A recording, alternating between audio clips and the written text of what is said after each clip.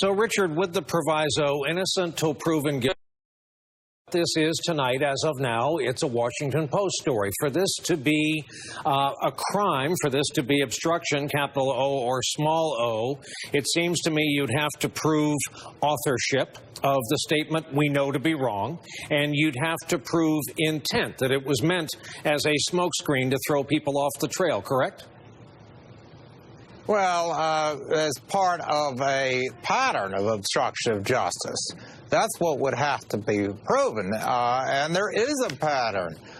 We go back to the firing of James Comey and other reasons, of course, being offered for the firing of James Comey, and then very quickly thereafter, the president said to the Russian ambassador right there in the Oval Office that he fired him in connection with a Russia investigation. We have repeated instances of obstruction of justice, and this being yet one more. And I have to say, this does look more and more like a cover-up, but it really is one of the most psychologically deranged and incompetent cover-ups in political history.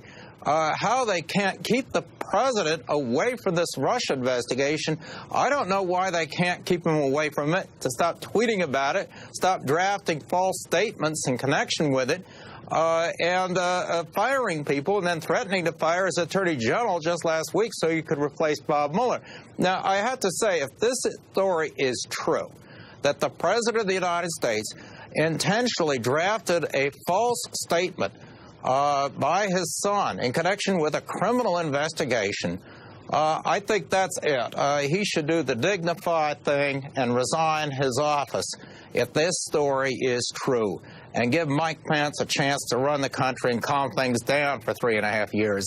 We've had enough, and if this is true that the president drafted a lie in connection with a criminal investigation, he's got to go. And, Richard, you have every reason to believe that Mueller was either aware of this or certainly is on top of this, and this will be one of those topics that concentrates his mind. Oh, I would think so, along with the firing of James Comey, and along with what happened in that meeting in the Trump Tower, and everything else that's going on. This has been now about 7 months of an investigation of the interference by the Russians with the 2016 election. It's an investigation that Donald Trump, as president, could have kept his hands off of. He didn't have to tweet about it, didn't have to talk about it, didn't have to engage in obstruction of justice. He could have allowed this investigation to take its course, and he chose not to. And this is a mistake very similar to the mistake Richard Nixon made in connection with Watergate. But it's, I have to say, a lot more psychologically deranged. When you look at the tweets and the statements and then the obsession with Hillary, you really wonder what's going on there, because the attempt to deflect the anger that the American people have about this onto the losing candidate, I mean, that's only going to appeal to a very, very small sliver of the electorate. The president is not living in the real world in connection with what's going on here with the Russia investigation and quite a few other things as well. Michael, let's talk about the real world and take us back contemporaneously when the president, who is said to have dealt with this on the ground in Germany, saying nothing of the flight home from the G20, this was a high-wire act. Sadly, we as taxpayers will not know what was discussed in that Putin meeting because there was no note-taker. There was only a Russian interpreter when Trump and Putin had a pull-aside meeting where, by the way, the president told us they talked about adoption. Yeah. So this is some important business on a plane where, coming home from your first meeting as president with the Russian leader, maybe you'd have an after-action brief with State Department, with national security staff. Instead, it sounds like the office space in the front of that aircraft was occupied by this. Yeah, and you don't get any sign that he's had a learning curve when it comes to Russia. I mean, I think there was a school of thought that said Donald Trump is kind of naive about Vladimir Putin. He sees in Putin a kind of a tough guy, a strong man. He's hubristic. He tells people what to do, and they do it. And he's friends with a lot of rich Russians. And Trump kind of likes all that. Maybe he'll get into office and learn what Putin is really about, what the Russian kleptocracy is really about, what Russian foreign policy is about, the cynicism and subterfuge of Russia. And there's just no evidence that there has been a learning curve. And you put your finger on one of the really key points, which is that Trump repeated this line about adoption, saying that Putin wanted to talk to him about adoptions. It's such a naive thing to say, to keep repeating the Russians just want to talk about adoptions. As you've made clear on this show, adoptions is code for the Magnitsky Act, which is a way of saying U.S. sanctions against human rights abuses in Russia. And I mean, at some point, you have to ask yourself the very troubling question, does it just not get through to him? Does he just not understand it? Or is he just completely complicit in something that is hard to understand right now? But both options are pretty troubling. I would just say, finally, Brian, Trump talks a lot about all the enemies who are out to get him on the Russia story. The Democrats are out to get him.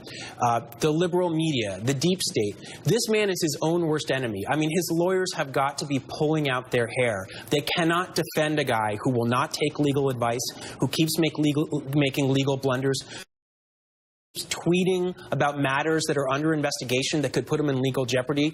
And it seems like every day he brings himself closer and closer to the brink of real, deep legal trouble that his lawyers can't save him from. A guy with that much money who occupies the Oval Office ought to be able to have the best legal defense in the world, but he won't let it work for him. Richard, you tweeted something that really got our attention today. Danger signs in any presidency. Lots of generals in civilian posts, authoritarian rhetoric, disdain for judges, bigger risk in time of war. On top of that, we have the president's lawyer tonight using that insidious label, fake news. Well, this is a very troubling situation. To have the President of the United States repeatedly attacking the media, attacking his political opponent who lost the election, calling for prosecution of Hillary Clinton, and surrounding himself with more generals in the White House. And he goes to the Boy Scouts, and he is giving this highly charged political speech in front of uniformed teenagers as if he wants to turn that into some sort of Trump youth organization. I mean, the signs of authoritarianism are staring us right in the face. And if we don't acknowledge that this is a very risky situation, and we continue to put up with this, what we could find is that if we are in a war, or if the president wants to get us into a war in order to solidify his control, that he could very, very quickly try to make himself into an authoritarian president or dictator. And this is not a safe situation for the United States. Congress, Democrats, and Republicans together need to get a handle on how to deal with Donald Trump. As I say, there are psychological issues here. He does not appear to be very well in the way he's responding to these matters. And all the warning signs are there. We saw that throughout the campaign, but it's just gotten worse and worse. And now he's being cornered on this Russia investigation. And that's where you're most likely to have trouble. And meanwhile, we've got a nuclear threat in Korea. And he's the person who has the power to decide how to respond to that. And I'm quite frankly quite scared about this situation right now.